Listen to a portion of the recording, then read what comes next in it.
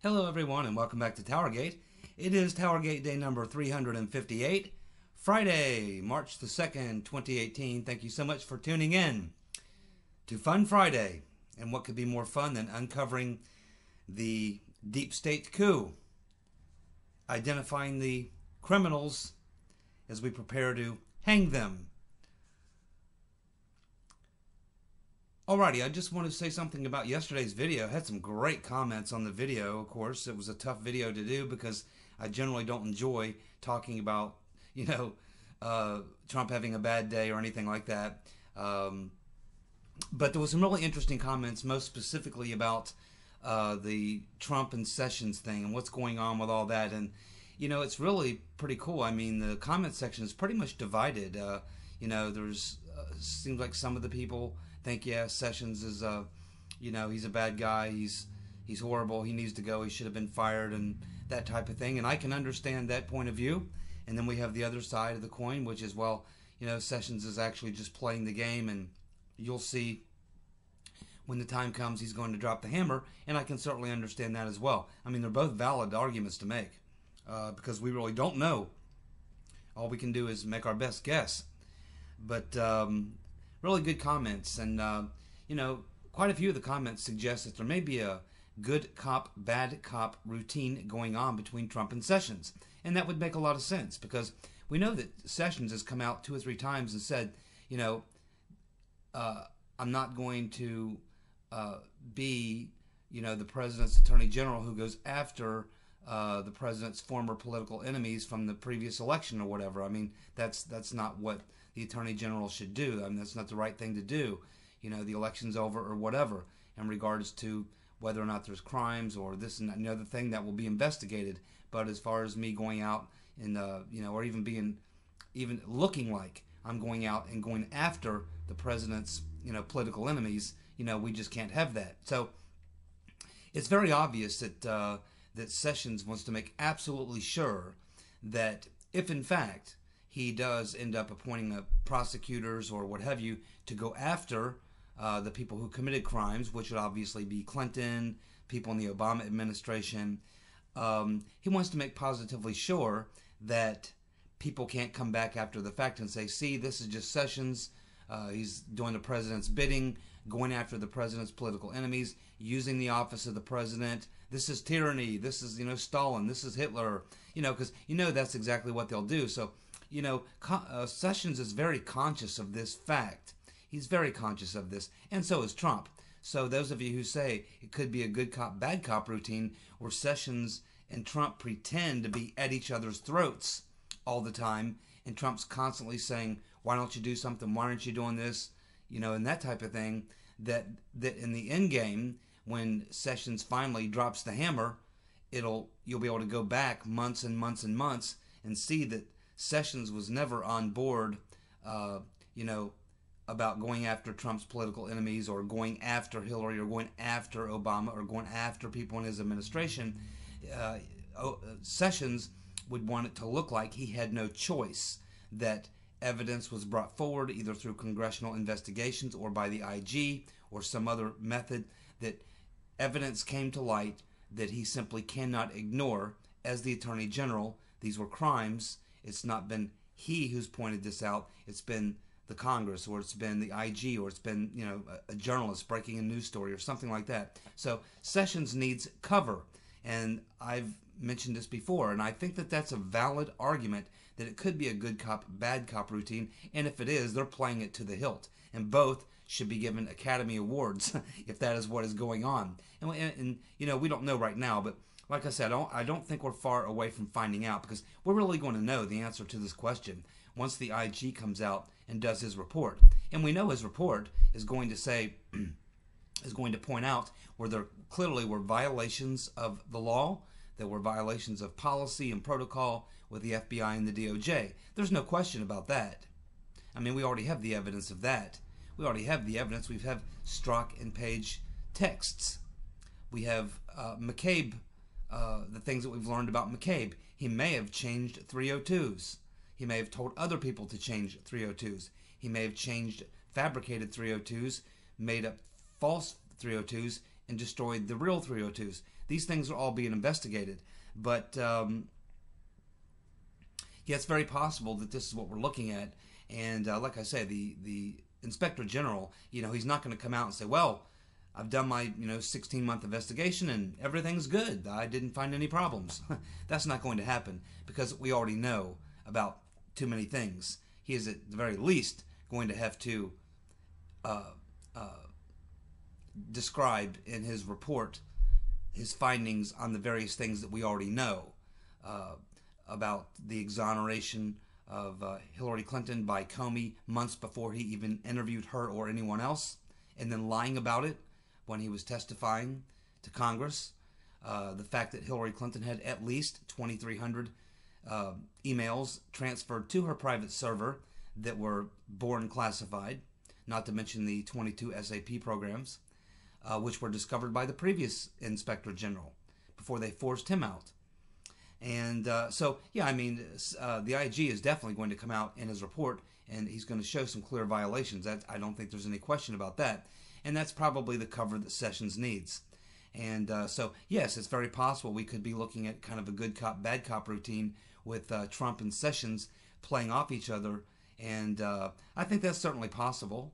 We'll see. I don't know to what extent, they've done something like that.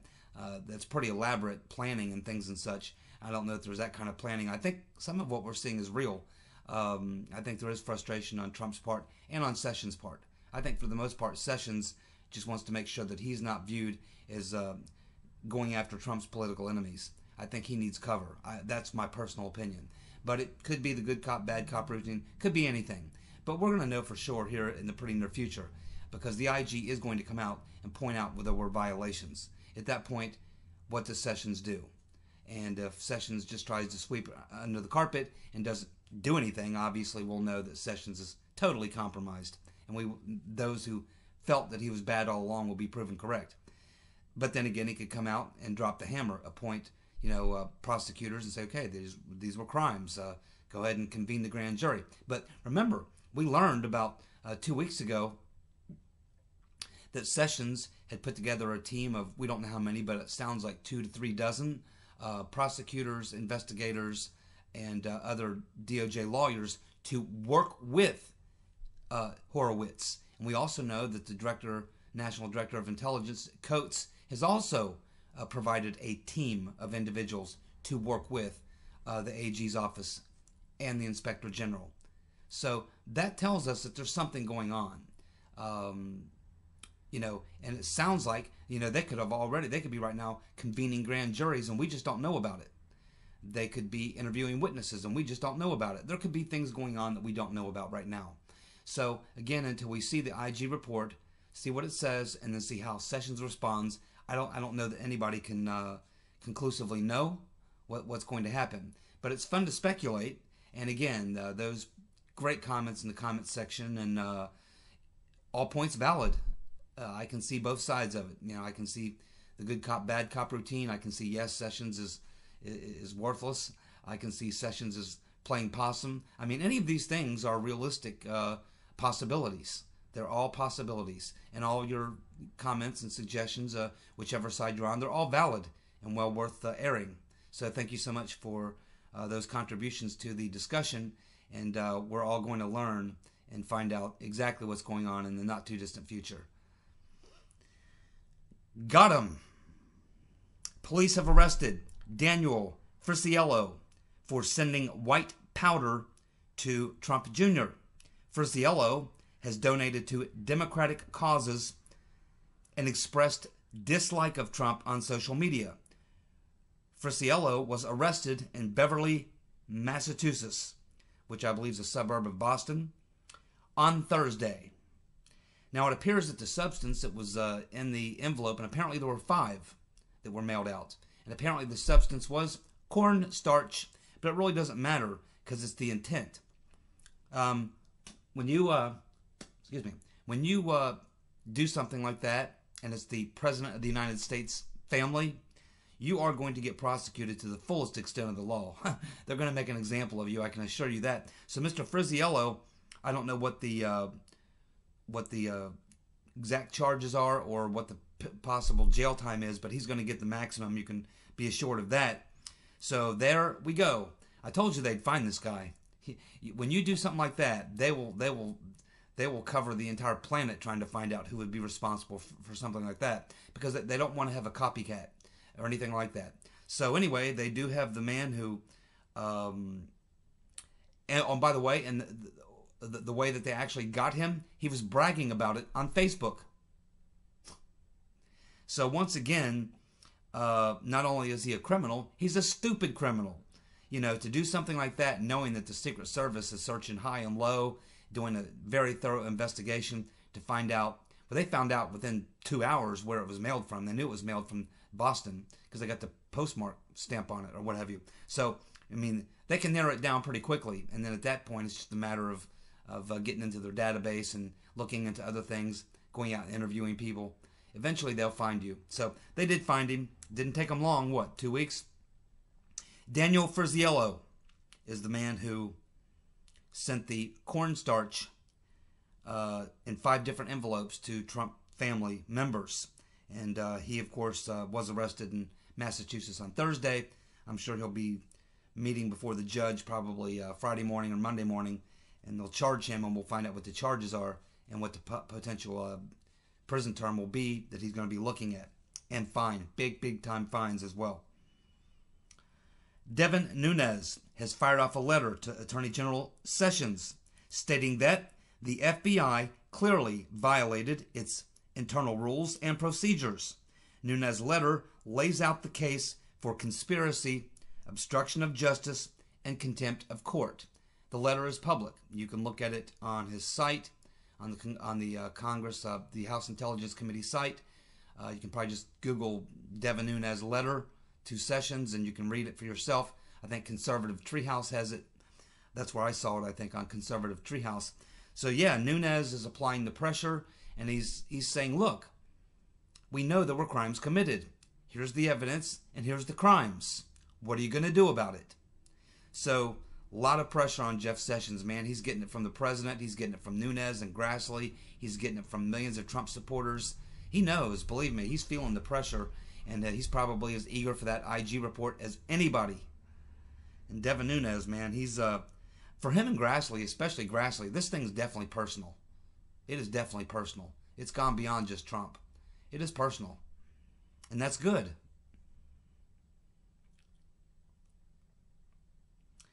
As you know, on February the 16th, Grassley sent out that letter requesting the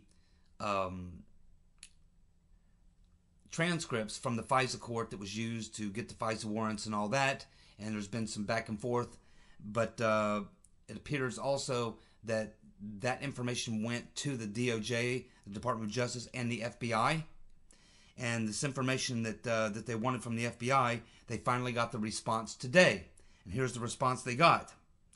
The FBI is refusing to release the documents about the secret meetings between Comey and Obama, particularly that January 5th, 2017 meeting, which was described by Susan Rice. They are citing the excuse that it is, quote, not a matter of widespread and exceptional media interest, unquote. So that's the reason that they're giving. It's, of course, time now to defund the FBI and hold them into contempt and arrest them until they come off the documents. I mean, Congress has this oversight. I mean, the fact that they're so arrogant that they can say, well, we're just not going to give it to you. There's not enough public interest. It don't matter if there's any public interest. There's a congressional inquiry and investigation going on, and they're obligated to turn it over. Shows how arrogant they are. They did this once before. Exact same excuse. But they ended up over the dossier, or the stuff in the dossier, and they ended up turning that over, and they'll end up turning this over too. Because if there wasn't enough public interest before, there will be now.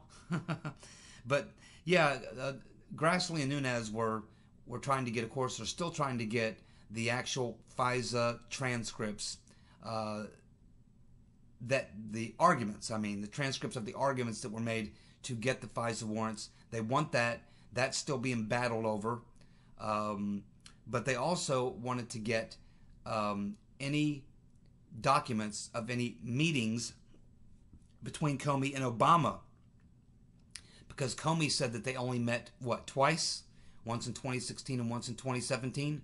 But then Susan Rice comes out and says, oh no, we had this meeting on January 5th. Uh-oh. Well, Comey didn't say anything about that meeting. And it appears that there may have been other secret meetings. So they requested any documents that would be pertinent to that fact. Well, apparently there are some documents, because the FBI didn't come back and say, well, there are none. We don't have any documents of notes or anything about meetings between Comey and Obama other than what you've already seen or heard about. That's not what they're saying. They're saying that they're refusing to release the documents that would tell us they exist about the secret meeting between Comey and Obama, particularly the one on January 5th, 2017. They're just refusing. And that's another reason why this is personal for Grassley and Nunes. It'd be one thing if they were getting cooperation, but they're not. They're getting cock-blocked. And that's only making Nunes and Grassley even angrier and only more eager to get the information that they want. And they're going to get it one way or another. I mean, I honestly believe what they should do, they should have a vote to defund the FBI. And just defund them. Start over. Destroy the entire agency. Tear the building down, although they just built a brand new FBI building. Change the name. Fire everybody. The janitor, everybody. It doesn't matter. Start completely over. Apply some serious pressure on these people. And I'm sure they will. I mean, it's not like Nunes and Grassley are going to go, oh, okay, oh well. I don't think so. No, they're going to come back even harder and stronger, and they're not going to back down or relent until they get their hands on these documents. You know, you would think that they would just destroy these documents and say, well, there are none, but, you know, it's pretty hard to destroy documents, and if you get caught doing that, that's pretty bad. So, and there's probably multiple copies of these documents anyway, so it's really hard to do. But anyway, that's the response that they got from the FBI. Not enough public interest to turn over those documents about any meetings that may have been held, and we're still waiting for how they're going to work out getting the FISA documents, and I'm sure they'll get those as well, because Nunes and Grassley want to see if the actual FISA transcripts that were used when they got the warrants, they want to see if those are exactly the same as what they got from the DOJ, because they suspect foul play.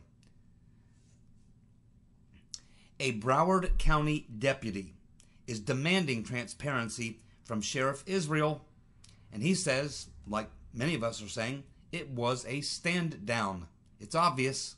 This deputy is named Jeff Ball, and he says, and he is, by the way, the police union representative for this particular police department, the sheriff's department. So Deputy Jeff Bell says that they are trained to enter a building during an active shooter situation. That's exactly what they're trained to do. They're not trained to stand outside and wait for the action to stop. They are trained to go in, just as I suspected.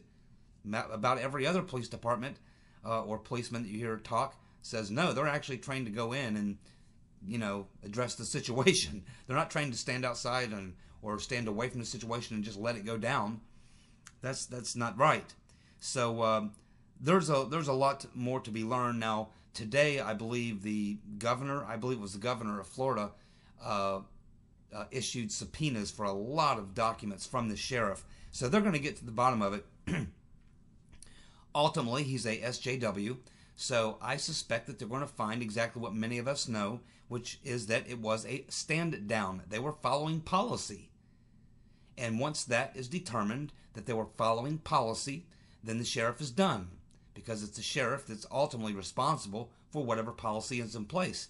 Maybe the school has policies, maybe the superintendent of the school has a policy, maybe the local, maybe who knows, other people. But once a crime has been committed, once you have an active shooter, I don't give a damn what school policy is or what the administration is, you now have a crime.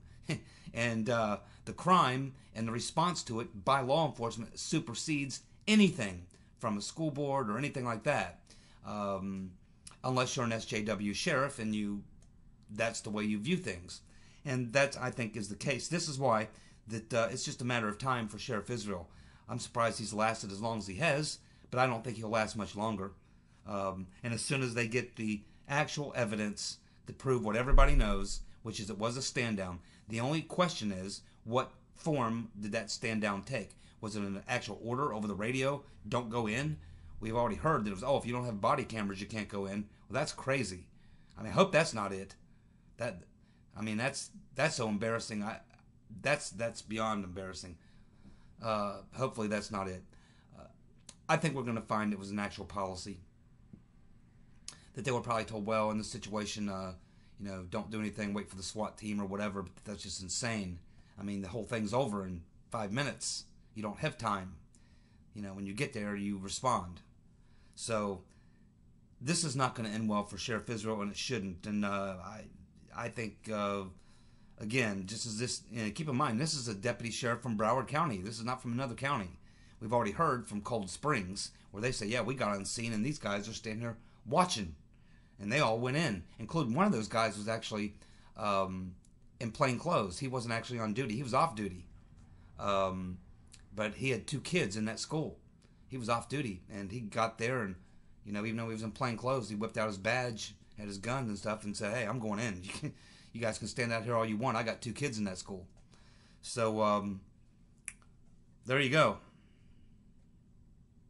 Yeah, more on this Charles Grassley thing also. We were talking about the other day where he's trying to get, he sent these letters to Mr. Deripaska, the lobbyist in Washington, this attorney in London for Mr. Deripaska.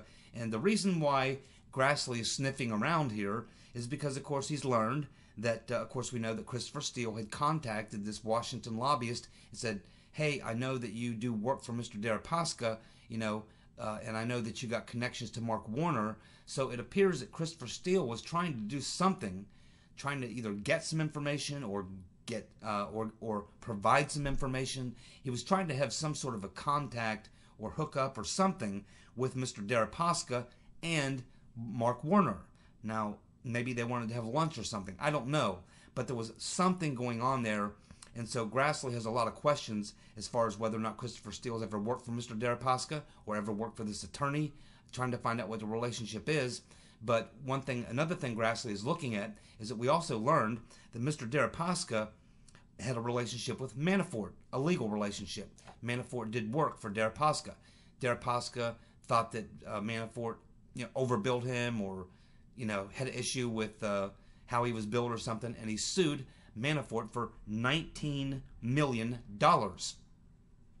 So it looks to Grassley like, I think that the way Grassley is looking at this is, wait a minute, Deripaska has got a beef with Manafort. So Steele is trying to get dirt on Manafort. So Steele wants to call Deripaska's lawyer, who he obviously knows, to say, hey, I'd like to talk to Deripaska because, I know he's got a beef with Manafort. Well, I'm actually working on something that involves Manafort. And I would sure like to get some information from Deripaska that might help me with this little thing I'm working on regarding Manafort. So this is where Grassley is coming from. He sees this connection between Steele, this Washington lawyer, lobbyist / lawyer, and Mr. Deripaska and Manafort. And so Grassley is trying to complete the connection and find out what Christopher Steele wanted from Deripaska and why Mark Warner would be involved in this. And of course we know this Washington lawyer lobbyist is obviously the middleman. He's the guy that connected to. And but Grassley's also wondering if Steele had a previous relationship with Deripaska, if he knew him, if he ever worked for him. So that's what Grassley is. That's why that these guys were some of the guys who received that letter, of the individuals who Grassley sent that 11-question letter to. These are some of the individuals who received that letter, as well as current and former Obama administration State Department officials. So that's what we have there. Vladimir Putin, Vladimir the Red, has announced that Russia has developed an intercontinental missile that can't be stopped or shot down. It goes 20 times the speed of sound. That's pretty damn fast.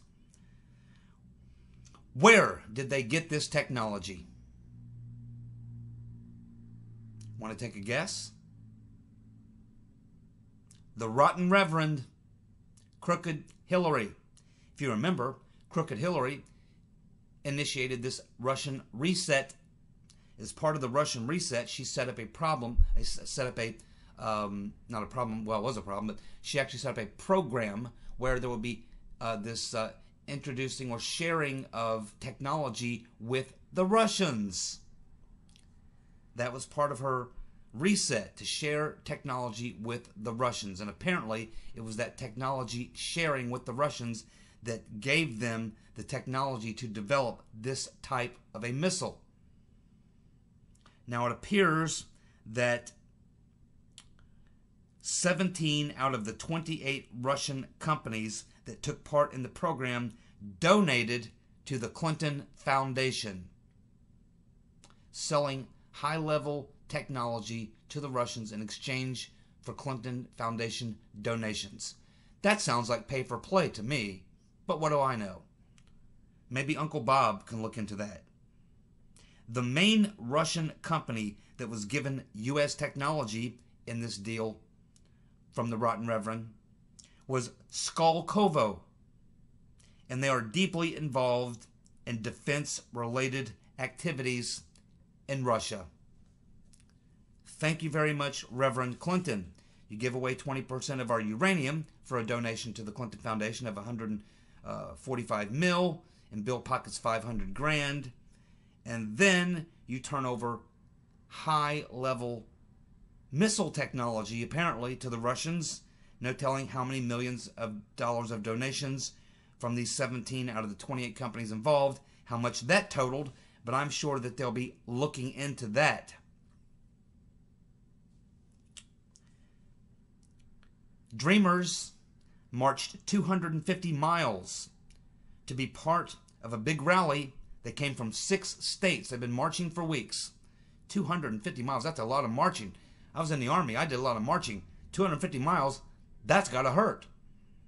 Talk about blisters on your feet. Woo! So anyway, they marched to Washington, D.C., but they are not going to make it to the big rally. You want to know why? Here's why. Because they were arrested. Because they were outside the city limits. And number one, many of them were illegal. Number two, they were shutting down the streets. And number three, they were blocking traffic. So these dreamers, I'm not sure how many thousand there were, or hundreds there were, how many there were, but they marched 250 miles coming from 6 states over a period of weeks for this big event that we're going to have on the Capitol in D.C. to protest over wanting, the DACA bill. But it looks like they're not going to make it to the dance because they've been arrested. And so that did not work out very well for them. Yesterday, we had a story that broke about Sessions meeting with Rodenstein and the number 3 man at the DOJ, whose name is Noel Francisco. Now, they were playing this in the media that this was Sessions showing solidarity with the number 2 and number 3 people at the DOJ against Trump, pushing back against Trump, this type of thing. This is how it was played in the media yesterday, coming on the same day that Trump made that tweet to Jeff Sessions. But he's been making lots of tweets to Jeff Sessions. But as we now learn, that meeting was actually planned 3 weeks ago by Francisco. And the purpose of the meeting was to talk about carrying out various aspects of the administration's agenda. Maybe they got together to talk about how they're going to hang McCabe. Because McCabe is going down, we know that for sure. Absolutely 100% for sure. He probably falsified 302s, as well as the insurance policy, and he also rigged that email investigation. He's got a lot of problems, and he's definitely one of those individuals who has lawyered up. In fact, we're hearing that all these people, Rybicki, Comey, McCabe, Strzok, Page, all of them have all got legal counsel. They're expecting to be charged.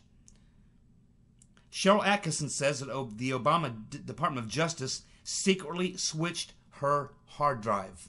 And she learned this because she paid a very high dollar tech to come in and examine her computer.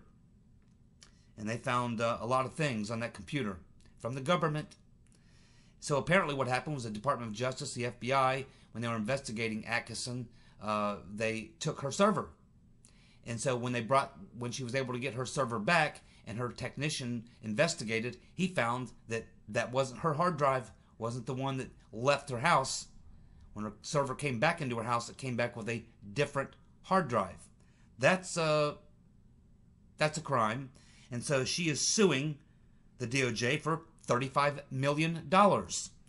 And believe me, that's pennies, drop in the bucket compared to what Carter Page is going to be going for. Carter Page has got a slam dunk suit against the DOJ and the FBI. Absolutely slam dunk. Civil rights violation. Now, before I go today, I have one final question that I want to ask all of you, and I'll look in the comments section to see how you all answer this question. And if there's any liberals who watch my channel, and I don't think there are, because my guess is they couldn't get 10 seconds into my video without their head blowing up. But if there's any libs out there, feel free to answer this question as well. But this applies to anyone. I just want to know, if the police tell us that it takes 7 to 10 minutes for police to respond to a call, and we give up the right to defend ourselves with a firearm, then who do we rely on to protect us from a lethal threat? One more time. If law enforcement tells us that it takes 7 to 10 minutes for police to respond to a call, and we give up our right to defend ourselves with the firearm, then who do we rely on to protect us from a lethal threat?